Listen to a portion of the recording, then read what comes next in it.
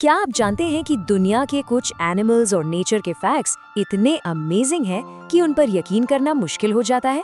आज हम जानेंगे नेचर के 10 फैसिनेटिंग फैक्ट्स जो आपको हैरान कर देंगे। तो चलिए शुरू करते हैं।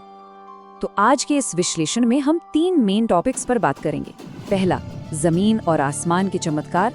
दूसरा, समुंदर के आश्चर्य। और तीसरा, सबसे जरूरी, इन लैंडस्केप्स का संरक्षण, यानी इन्हें हम मिलकर कैसे बचा सकते हैं। पहला हिस्सा, लैंड एंड स्काई वंडर्स, यानी जमीन और आसमान की वो विशाल और उड़ने वाले जीव जो सच में लाजवाब हैं। नंबर 1, शुरुआत करते हैं हमारी धरती के कुछ सबसे इनक्रेडिबल स्थलधारी जीवों यानी लैंड मैमल से।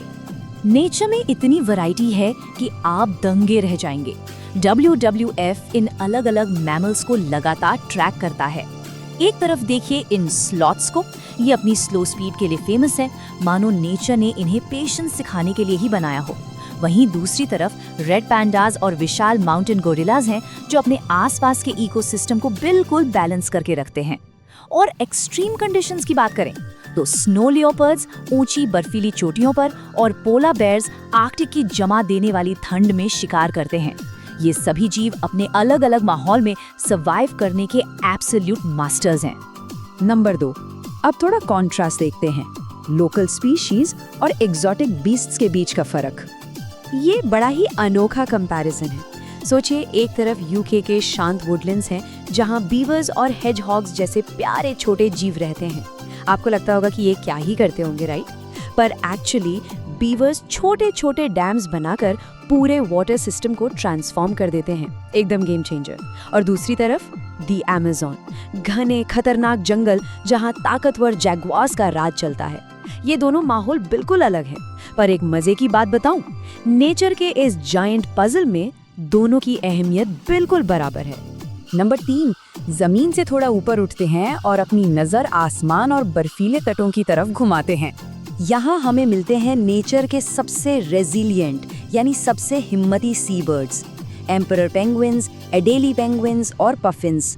जरा सोचिए, दुनिया के सबसे एक्सट्रीम ठंडे और कठिन माहौल में ये न सिर्फ जिंदा रहते हैं बल्कि थ्राइव करते हैं। बर्फीली हवाओं से लड़ने का इनका तरीका और इनका आपस में सर्वाइवल मैकेनिज्म सच कहूँ तो किसी चमत्कार से कम नहीं लगता। नंबर 4, अब उस छोटे से जीव की बात करते हैं जिस पर शायद हमारा पूरा अस्तित्व टिका हो। बीज यानी मधुमक्खियाँ। देखने में ये कितनी छोटी होती हैं, है ना? लेकिन सच्चाई ये है कि हमारी धरती का पूरा फूड सिस्टम इन्हीं पर निर्भर करता है। ये नन्हे इंसेक्ट्स ग्लोबली इतने मैसिव स्केल पर पॉलिनेशन का काम करते हैं कि अगर ये ना हो तो हमारी फसलें, पेड़ पौधे और फूल लिटरली खत्म होने लगेंगे। इनका इम्पैक्ट इनके साइज से हजारों गुना बड़ा है। ये नेचर के असली अनसंग हीरोज हैं फॉर श्योर। चलिए अब आते हैं अपने दूसरे हिस्से पर, ओशन मार्वल्स, समुंदर के अंदर की एक बिल्कुल अलग और गहरी दुनिया। नंबर 5, ओशन लाइफ का स्केल कितना बड़ा है ये जानकर आप बिल्कुल हैरान रह जाएंगे। समुंदर सिर्फ किसी एक तरह के जीव का घर नहीं है। फिश कैटेगरी को ही ले लीजिए, इसमें हमारे पास विशाल व्हेल शार्क्स हैं जो समुंदर में एकदम शांति से तैरती हैं। मरीन मैमल्स में शानदार व्हेल्स आती हैं जो थाउजेंड्स ऑफ माइल्स ट्रैवल करती हैं। पर यहाँ सबसे माइंड ब्लोइंग फैक्ट क्या है पता है? क्रस्टेशियंस कैटेगरी में आने वाले एंटार्क्टिक क्रिल। ये छोटे माइक्रोस्कोपिक जीव, दुनिया की सबसे बड़ी व्हेल्स भी जिंदा रहने के लिए इन्हीं छोटे क्रिल्स पर निर्भर करती हैं। पूरा ओशन इकोसिस्टम इसी आपस के जुड़ाव पर चल रहा है। नंबर 6, लेकिन समुंदर के सबसे इंटेलिजेंट यानी बुद्धिमान जीवों की कहानी कुछ और ही है। हम बात कर रहे हैं ऑर्कास और डॉल्फिन्स की। ये मरीन मैमल्स अपनी बुद्धिमत्ता के लिए रिकॉर्ड ब्रेकर्स माने जाते हैं। इनका सामाजिक ढांचा यानी इनकी सोसाइटी इतनी कॉम्प्लेक्स होती है कि इंसान भी देखकर दंग रह जाए। ये अलग अलग आवाजों के जरिए बातें करते हैं, शिकार करने के लिए बिल्कुल एक टीम की तरह स्ट्रैटेजी बनाते हैं और पूरे ओशियानिक इकोसिस्टम में अपनी डोमिनेंस मेंटेन रखते हैं। Absolutely brilliant. नंबर 7, अब 2 बहुत ही अलग तरह के समुद्री जीवों को कंपेयर करके देखते हैं। ये कंपैरिजन नेचर का एक बेहतरीन बैलेंस दिखाता है। एक तरफ है मरीन टर्टल्स। ये प्राचीन नेविगेटर्स हैं जो सदियों पुराने माइग्रेशन रूट्स को आज भी फॉलो करते हैं। इनका लंबा सफर सच में शांति और लगन को दर्शाता है। वहीं दूसरी तरफ हैं शार्क्स, समुद्र के एपेक्स प्रेडेटर्स, सबसे तेज और सबसे कामयाब शिकारी। ये कॉन्ट्रास्ट हमें सिखाता है कि इकोसिस्टम को बैलेंस रखने के लिए शांति और शक्ति दोनों का अपना अपना रोल होता है।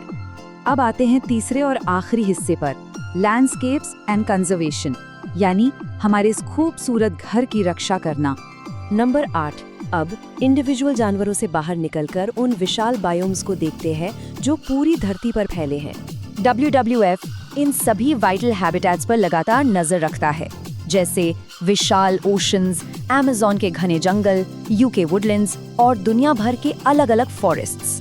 अब आप सोचेंगे कि ये सब तो अलग अलग जगह हैं, पर एक्चुअल में ये सब एक दूसरे से डीपली जुड़े हुए हैं। जैसे समुद्र की हालत डायरेक्ट तौर पर जंगलों और हमारे मौसम को प्रभावित करती है। ये पूरी धरती एक चेन की तरह है, एक कड़ी टूटी तो पूरा सिस्टम हिल जाता है। नंबर 9, पर यहाँ एक बड़ा सवाल आता है, हम इस नुकसान को रोकने के लिए एक्चुअली क्या कर सकते हैं? गुड न्यूज़ ये है कि हम सब इन इकोसिस्टम्स की मदद बहुत आसानी से कर सकते हैं। पहला स्टेप, माई फुटप्रिंट ऐप डाउनलोड करना। दूसरा स्टेप, अपना इकोलॉजिकल फुटप्रिंट कैलकुलेट करना। इससे हमें पता चलेगा कि हमारी डेली लाइफ का नेचर पर आखिर क्या असर पड़ रहा है। और तीसरा स्टेप, WWF के जरिए किसी जानवर को अडॉप्ट करना। ये छोटे छोटे एक्शंस ना मिलकर नेचर के हक में एक बहुत बड़ा यानी रियल गेम चेंजिंग बदलाव ला सकते हैं। नंबर 10, और ये सब हमें एक बहुत ही इम्पोर्टेंट और आखिरी सवाल पर ला खड़ा करता है। सवाल ये है, what kind of world will we leave behind? हम आने वाली पीढ़ियों के लिए आखिर कैसी दुनिया छोड़कर जाएंगे? आज इस विश्लेषण में हमने नेचर के जिन शानदार चमत्कारों को देखा है ना, वो आज दुनिया भर में खतरे में हैं। अगर हम चाहते हैं कि ये बेहतरीन जीव और इनके घर सुरक्षित रहें, तो हमें आज कदम उठाना ही होगा।